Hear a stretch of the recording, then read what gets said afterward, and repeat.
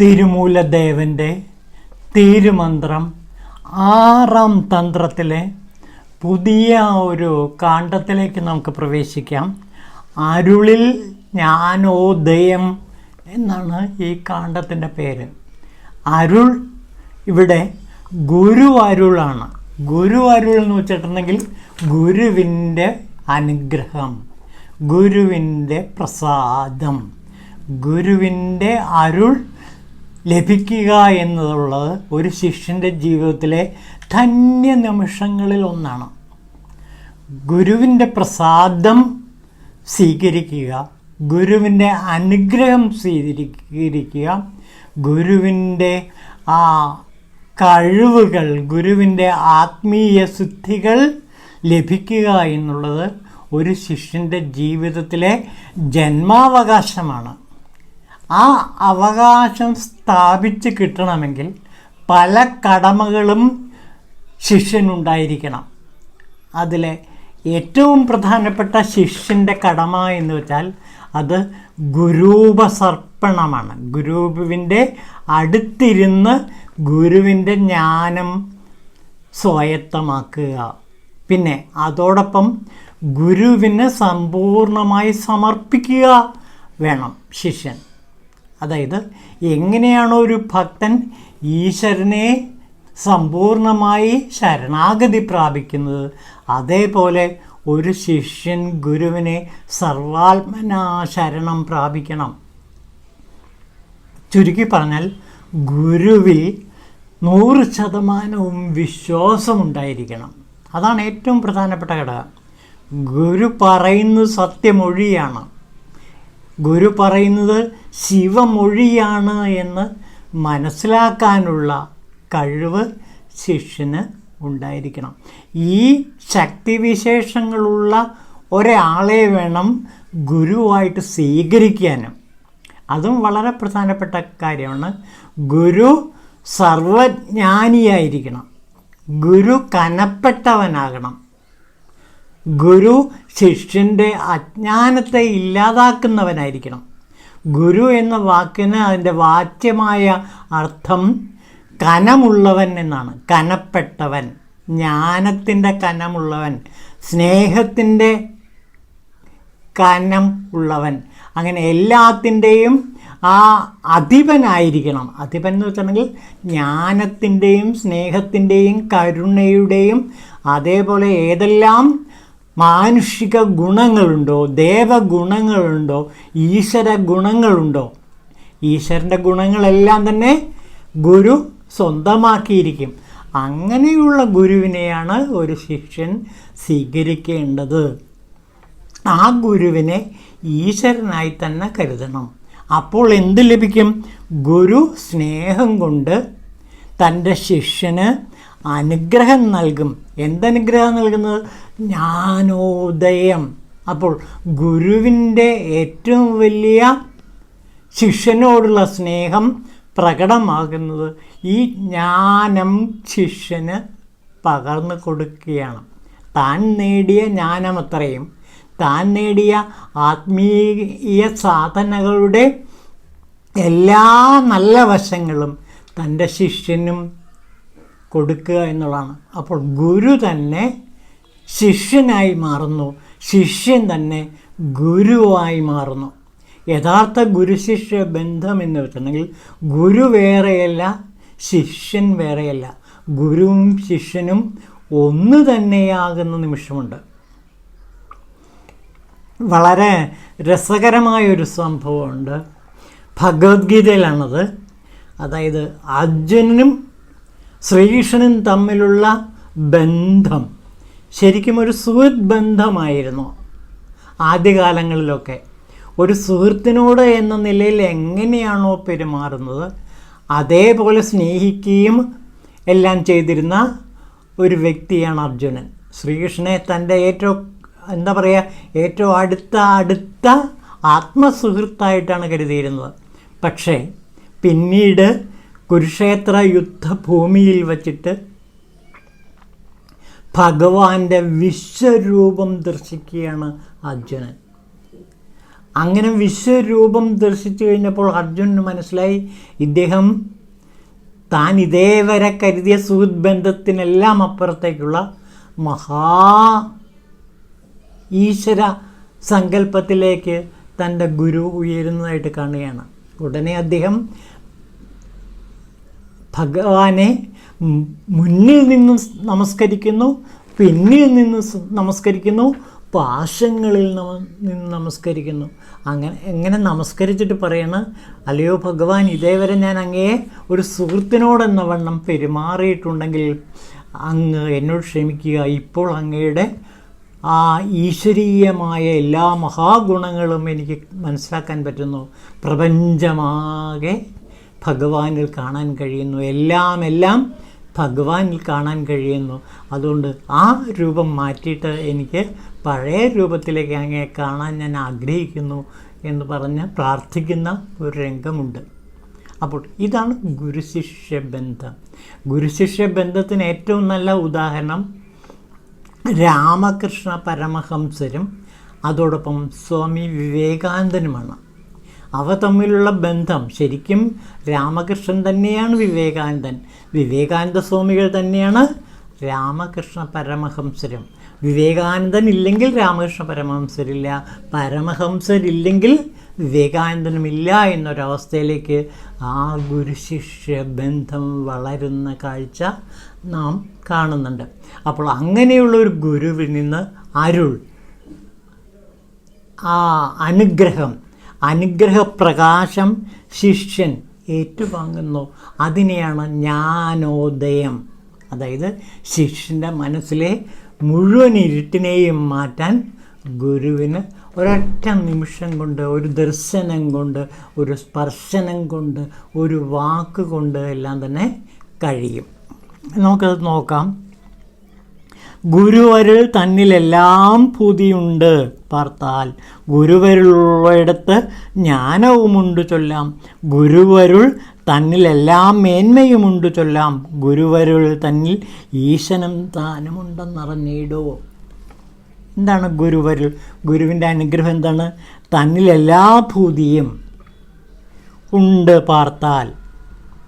ഗുരു അനുഗ്രഹം കൊണ്ട് ശിഷ്യന് എല്ലാ വിഭൂതികളും എല്ലാ ഐശ്വര്യങ്ങളും കിട്ടുന്നു.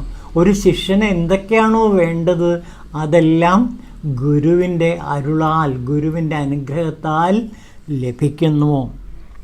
പിന്നെ ഗുരു അരുളുള്ളിടത്ത് ജ്ഞാനവുമുണ്ട് ചൊല്ലാം. എപ്പോഴാണോ ഗുരുവിൻ്റെ അനുഗ്രഹം ലഭിക്കുക അന്ന് മുതൽ ആ ശിഷ്യൻ ജ്ഞാനഭൂമിയിലായിരിക്കും പിന്നെ വസിക്കുന്നത്.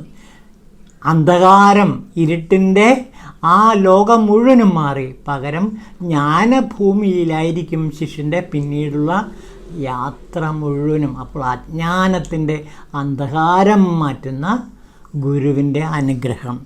പിന്നെ ഗുരുവരുൾ തന്നിൽ എല്ലാം മേന്മയുമുണ്ട്. ഗുരുവരുളിൽ, ഗുരുവിൻ്റെ അനുഗ്രഹത്തിൽ എല്ലാം മേന്മയുമുണ്ട്. എന്തൊക്കെയാണോ ശിഷ്യന് വേണ്ടത് അതെല്ലാം തന്നെ ഗുരുവിൻ്റെ അനുഗ്രഹം കൊണ്ട് ലഭിക്കും. ശിഷ്യൻ എന്താണോ ആഗ്രഹിക്കുന്നത് അത് ഗുരു നൽകും. ശിഷ്യന് എന്താണോ ഹിതമായിട്ടുള്ളത് അത് ഗുരു നൽകും. അപ്പോൾ ഗുരുവിൻ്റെ അനുഗ്രഹം കൊണ്ട് ശിഷ്യന് കിട്ടാത്തതായി യാതൊന്നുമില്ല. പിന്നെയോ ഗുരുവരുൾ തന്നിൽ ഈശൻ താനുമുണ്ടറിഞ്ഞിടൂ. ഗുരുവിൻ്റെ അരുളിൽ എന്തുണ്ട്? സാക്ഷാൽ ഈശ്വരമൻ്റെ എല്ലാ വിശേഷങ്ങളുമുണ്ട്. അതായത് ഗുരു സാക്ഷാൽ ഈശ്വരനാണ്, പരബ്രഹ്മമാണ്. അതുകൊണ്ട് ഗുരുവിൻ്റെ അരുൾ കിട്ടിയാൽ ഈശ്വരൻ്റെ അനുഗ്രഹം പിന്നെ ആവശ്യമില്ല. ഗുരുവും ഈശനും, ഗുരുവും ശിവനും ഒന്ന് തന്നെ. എല്ലാ ഗുരുക്കന്മാരും ഒന്ന് തന്നെയാണ്. ഇവിടെയാണ് ഗുരു മണ്ഡലിയുടെ പ്രസക്തി.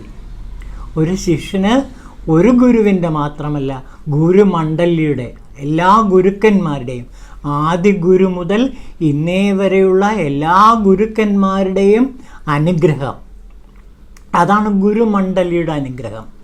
ആ ഗുരുമണ്ഡലിയുടെ അനുഗ്രഹം ശിഷ്യന് ലഭിക്കും. അപ്പോൾ തൻ്റെ ഗുരുവിലൂടെ ലോകത്തിലെ എല്ലാ ഗുരുക്കന്മാരുടെയും അനുഗ്രഹം ശിഷ്യൻ ഏറ്റുവാങ്ങുകയാണ് ചെയ്യുന്നത്. പരമ്പര എല്ലാം തന്നെ ഒന്നാണ്. ആദ്യ ഗുരു മുതൽ ഇന്നേ വരെയുള്ള ഗുരുക്കന്മാരെല്ലാം ഒരേ ഗുരുവാണ്. അതാണ് ആദ്യ ഗുരുവായ ശിവൻ, ദക്ഷിണാമൂർത്തി. എല്ലാ ഗുരുക്കന്മാരും ദക്ഷിണാമൂർത്തിയാണ് എന്നറിയുക. ആ അർഹതയുള്ള അങ്ങനെയുള്ള ഗുരുക്കന്മാരുടെ മണ്ഡലി, ആ ഗുരുക്കന്മാരുടെ ഒരു കൂട്ടം തീർച്ചയായിട്ടും ഈ പുണ്യഭൂമിയിൽ ഇപ്പോഴുമുണ്ട്. അതാണ് ശിഷ്യന്മാരെ എപ്പോഴും ഗുരുമണ്ഡലിയുടെ അനുഗ്രഹം നേരിട്ട് കിട്ടാൻ സഹായിക്കുന്നത്. അപ്പോൾ ഗുരുവിൻ്റെ അനുഗ്രഹം എന്ന് പറഞ്ഞാൽ ശിവാനുഗ്രഹമാണ്. ആദി ഗുരുവായ ദക്ഷിണാമൂർത്തിയുടെ അനുഗ്രഹമാണ്. ഗുരുവിനെ ദക്ഷിണാമൂർത്തിയായി കരുതുക. നാം ഇവിടെ ഇപ്പോൾ ഗുരുവായിട്ട് വരിച്ചിരിക്കുന്നത് സാക്ഷാൽ ആദി ഗുരുവിനെയാണ്. തിരുമൂലദേവൻ ആദി ഗുരുവിൻ്റെ ഒരു പ്രതീകമാണ്. അക്കാര്യം മനസ്സിലാക്കുക. ഇവിടെ തിരുമൂലദേവനോട് നമുക്കുള്ള സമീപനം ആദി ഗുരുവിനോടുള്ള സമീപനമാണ്. അതുകൊണ്ട് തിരുമൂലദേവൻ്റെ വാക്കുകൾ ആരുടെ മൊഴികളാണ്?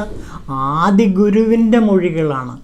ആദി ഗുരുവിൻ്റെ മൊഴികൾ ആദിശിവൻ്റെ മൊഴികളാണ്. ഗുരുമണ്ഡലിയുടെ വാക്കുകളാണ്, മൊഴികളാണ്. ആ ഗുരുമണ്ഡലിയുടെ വാക്കുകൾ ഒരു ശിഷ്യനെ യഥാർത്ഥത്തിൽ ജ്ഞാനോദയത്തിലേക്ക്, ജ്ഞാനഭൂമിയിലേക്ക് കൈപിടിച്ചുയർത്തുക തന്നെ ചെയ്യും. ഈ ദൃഢവിശ്വാസം, ഗുരുവിലുള്ള ദൃഢവിശ്വാസം ശിഷ്യൻ്റെ ഏറ്റവും വലിയ കരുത്താണ്. എൻ്റെ ഗുരു എന്നിലുള്ളപ്പോൾ ഞാൻ എന്തിനു ഭയപ്പെടുന്നു എന്നാണ് ഒരു ശിഷ്യൻ എപ്പോഴും ചോദിക്കുന്നത്. ഒരു ശിഷ്യന് ഒരിക്കലും ഭയമെന്ന വികാരമേ ഉണ്ടാകില്ല. എന്താണ് കാരണം? ശിഷ്യൻ്റെ മനസ്സിൽ ഗുരു വസിക്കുന്നു. ഗുരുവാണ് എന്നെ നയിക്കുന്നത്, ഗുരുവാണ് എന്നെ നടത്തുന്നത്, ഗുരുവാണ് എന്നെ കൊണ്ട് കർമ്മം ചെയ്യിക്കുന്നത്, ഗുരുവാണ് എല്ലാം എന്ന ആ അപൂർവമായ മാനസിക അവസ്ഥയിൽ നിന്ന് ഗുരുവും ശിഷ്യനും ഒന്നായിത്തീരുന്നു. അതോടെ ശിഷ്യൻ്റെ ഭയം, അതാണ് പ്രത്യേകത. ശിഷ്യൻ്റെ മനസ്സിലുള്ള എല്ലാ ഭയങ്ങളും നീങ്ങി അഭയത്തിലേക്ക് എത്തിച്ചേരും. ഗുരുവിൽ പൂർണ്ണമായി വിശ്വസിക്കുന്ന ഒരു ശിഷ്യൻ പിന്നീട് ഭയം എന്തെന്നറിയുകയില്ല. ജീവിതത്തിൽ ഒരിക്കലും ഭയം എന്തെന്ന് ആ ശിഷ്യൻ അറിയുകയില്ല. ഏറ്റവും നല്ല ഉദാഹരണം സ്വാമി വിവേകാനന്ദനാണ്. അദ്ദേഹം ജീവിതത്തിൽ ഒരിക്കലും ഭയം എന്ന വികാരത്തിന് അടിമപ്പെട്ടിട്ടേയില്ല. എന്തുകൊണ്ടാണത്? ഭഗവാൻ ശ്രീരാമകൃഷ്ണദേവൻ്റെ അനുഗ്രഹം കൊണ്ടാണ്. ഇതാണ് ഗുരുവും ശിഷ്യനും തമ്മിലുള്ള ബന്ധം. ഈ ഗുരു ശിഷ്യ ബന്ധം വ്യക്തമാക്കുന്ന, അതിൻ്റെ ഗുരുവിൻ്റെ പ്രത്യേകത വ്യക്തമാക്കുന്ന ഗുരു അഷ്ടകം ശങ്കരാചാര്യ ഭഗവത്പാദർ എഴുതിയിട്ടുണ്ട്. വളരെ പ്രാധാന്യമറിയിക്കുന്ന ഒരഷ്ടകമാണ് ഗുരു അഷ്ടകം. ഞാനതിലെ ഗുരുവിൻ്റെ ആവശ്യകത, ഒരു ശിഷ്യന് ഗുരു കൂടിയേ തീരൂ. ഗുരുവില്ലാതെ ശിഷ്യനില്ല, ശിഷ്യനില്ലാതെ ഗുരുവുമില്ല. ഇതാ നോക്കൂ. ശരീരം സ്വരൂപം തഥാവ കളത്രം യശശ്ചാരുചിത്രം ധനം മേരുതുല്യ ഗുരോരംഗിപത്മേ മനശ്ചേന ലഗ്നം തഥാ കിം തഥാ കിം തഥാ കിം തഥാ കിം. അതിൻ്റെ മലയാള അർത്ഥം ഇതാണ്. ഒരാളുടെ ശാരീരിക ഭംഗി മനോഹരമായിരിക്കാം, അതേപോലെ അയാളുടെ ഭാര്യയും സുന്ദരിയായിരിക്കാം, അയാളുടെ യശസ് 4 ദിക്കുകളിലും പ്രശസ്തമായിരിക്കാം, മേരുപർവ്വതത്തിൻ്റെ അത്രയും സമ്പത്ത് അയാൾ ഉണ്ടാക്കിയിരിക്കാം. അയാളുടെ മനസ്സ് പക്ഷേ എന്തു വേണം? അയാളുടെ മനസ്സ് താമരപ്പൂവിന് സമാനമായ ഗുരുപാദങ്ങളെ കേന്ദ്രീകരിച്ചില്ലെങ്കിൽ പിന്നെ എന്ത് പ്രയോജനം എന്നാണ് ചോദിക്കുന്നത്. ഗുരുപാദങ്ങളിലായിരിക്കണം ശിഷ്യൻ്റെ എപ്പോഴത്തെയും ശ്രദ്ധ. നല്ല സൗന്ദര്യമുണ്ടാകാം, നല്ല സമ്പത്തുണ്ടാകാം, നല്ല എന്താ പറയുക, എല്ലാം സ്വന്തമായിട്ടുണ്ടാകാം. കുടുംബം, അതുപോലെ സമ്പത്ത്, അതുപോലെ ഐശ്വര്യം, മേരുപർവ്വതത്തിൻ്റെ അത്രയും സമ്പത്ത്, ഇതൊക്കെ ഉണ്ടാകാം. പക്ഷേ അതിനേക്കാളെല്ലാം വലുത് എന്താണ്? ഗുരുവിൻ്റെ പാദങ്ങളിൽ ഉള്ള പരിപൂർണ സമർപ്പണമാണ്. താമരപ്പൂവിന് സമാനം എന്നാണ് പറയുന്നത്. ഇവിടെ ശങ്കര ഭഗവത്പാദർ ഗുരുപാദങ്ങളെ താമരപ്പൂവിനോട് സമാനം എന്ന് പറയാം. അത്രയ്ക്ക് മൃദുലവും അത്രയ്ക്ക് പരിശുദ്ധവുമാണത്. അത്രയ്ക്ക് പരിശുദ്ധമായ ആ പാദകമലങ്ങളെ കേന്ദ്രീകരിച്ചില്ല എങ്കിൽ പിന്നെ എന്തൊക്കെ ഉണ്ടായിട്ടും ഒരു പ്രയോജനവുമില്ല. അപ്പോൾ ഗുരുപാദങ്ങളെ മനസ്സാ സ്മരിക്കുക, അതിനപ്പുറം ഒന്നും വേണ്ട. ഭാര്യ, സമ്പത്ത്, പുത്രന്മാർ, പേരക്കുട്ടികൾ, ബന്ധുമിത്രാദികൾ ഇവരെല്ലാം ഉണ്ടായിരിക്കാം. എന്നിരുന്നാലും അയാളുടെ മനസ്സ് ഗുരുവിൻ്റെ പാദങ്ങളെ കേന്ദ്രീകരിച്ചതല്ലെങ്കിൽ പിന്നെ എന്ത് പ്രയോജനം? അപ്പോൾ ഗുരുപാദങ്ങളിൽ സമ്പൂർണ്ണമായി സമർപ്പിച്ചില്ല എങ്കിൽ പിന്നെ അത് മറ്റുള്ളതുകൊണ്ട് എന്ത് പ്രയോജനം? ഒരാളുടെ അധരങ്ങളിൽ 6 വേദങ്ങളും ശാസ്ത്രങ്ങളുടെ അറിവും കാവ്യ സാമർഥ്യവും എല്ലാം ഉണ്ടായിരിക്കാം. എന്നാലും ഗുരുപാദത്തിൽ അയാളുടെ മനസ്സ് അർപ്പിക്കപ്പെട്ടില്ല എങ്കിൽ അതുകൊണ്ടെല്ലാം എന്ത് പ്രയോജനം, എന്ത് പ്രയോജനം, എന്ത് പ്രയോജനം എന്ന് ചോദിക്കുകയാണ്. അപ്പോൾ എല്ലാം നിഷ്പ്രയോജനമാകും ഗുരുവിൻ്റെ പാദങ്ങളിൽ വിശ്വസിച്ചില്ല എങ്കിൽ. അപ്പോൾ എല്ലാം നൽകുന്നത് എന്താണ്? ഗുരുവാണ്. അതുകൊണ്ട് ഗുരുവിനെ സമ്പൂർണ്ണമായി ശരണാഗതി അടയുക. ഈശ്വരനിൽ നമ്മൾ എങ്ങനെയാണോ ശരണാഗതി അടയുന്നത്, അതേപോലെ തന്നെ ഗുരുപാദങ്ങളിൽ ശരണാഗതി അടയുക എന്നാണ് ശങ്കര ഭഗവത്പാദർ ഗുരു അഷ്ടകത്തിൽ വളരെ തീവ്രമായിട്ട് പറയുന്നത്. ഒരു ശിഷ്യനെ സംബന്ധിച്ചിടത്തോളം, ഒരു സാധകനെ സംബന്ധിച്ചിടത്തോളം ഗുരു അഷ്ടകം എന്നുള്ളത് തൻ്റെ ധമനികളിൽ കൂടി ഓടുന്ന രക്തമാണ്. എപ്പോഴും ഓടിക്കൊണ്ടിരിക്കുന്ന രക്തമാണ് ഈ അഷ്ടകം. ഇത് മനനം ചെയ്യുന്നതിലൂടെ ഒരു ശിഷ്യൻ ഗുരുവിൻ്റെ പാദങ്ങളെ തൻ്റെ ശിരസിൽ വച്ച്, തൻ്റെ ഹൃദയത്തിൽ വച്ച് എപ്പോഴും സ്മരിച്ചു കൊണ്ടേയിരിക്കുന്നു. ആ സ്മരണ ഉള്ള ഒരു ശിഷ്യന് ഈ ലോകത്ത് ഒന്നിനെയും ഭയപ്പെടേണ്ടതില്ല. ഇതാണ് അരുളിൽ ജ്ഞാനോദയത്തിലെ ആദ്യത്തെ ശ്ലോകം. ഇനി നോക്കൂ. അങ്ങനെ ഗുരുവിൻ്റെ അനുഗ്രഹം കിട്ടിക്കഴിഞ്ഞാൽ എന്താണ് വേണ്ടത് എന്നുകൂടി തിരുമൂലദേവൻ പറയുന്നുണ്ട്.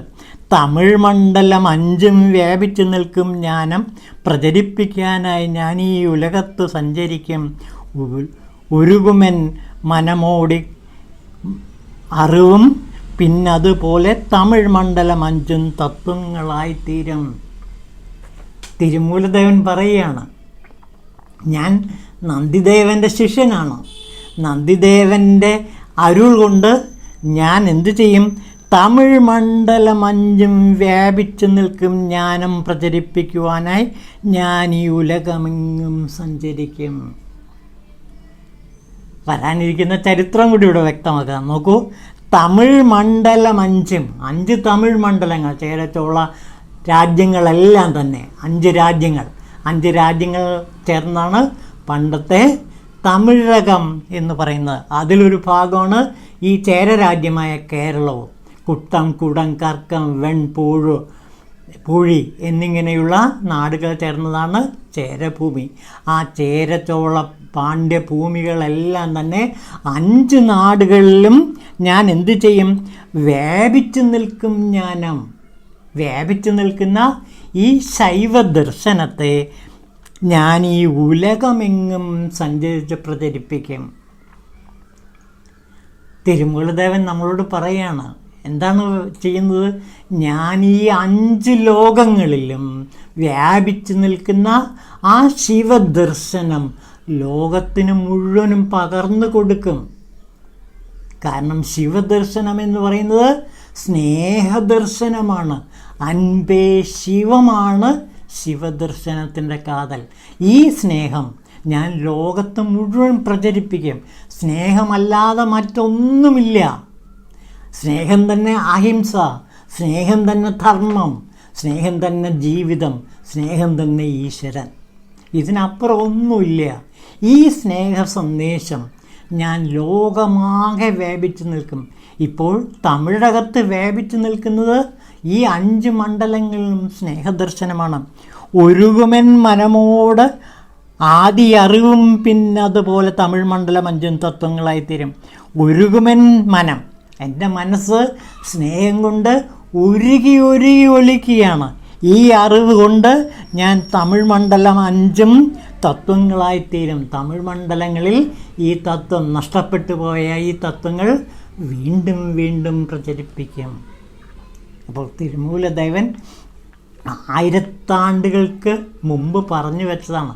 ഇവിടെ ഞാനെന്നുള്ളത് തിരുമൂലദേവൻ്റെ ശിഷ്യന്മാരാണ്, നമ്മളാണ്. ഇത് കേൾക്കുന്ന ഞാനും നിങ്ങളുമാണ്. ആ തിരുമൂലദേവൻ്റെ ശിഷ്യന്മാർ ലോകം മുഴുവനും സ്നേഹത്തിൻ്റെ മഹാപ്രപഞ്ചം സൃഷ്ടിക്കുമെന്ന് ഇതാ തിരുമൂലദേവൻ നമ്മളോട് പറയുന്നു. അതിന് നാം കരുക്കളാകുക. ഓം ശിവായ തിരുമൂലദേവായ നമഃ.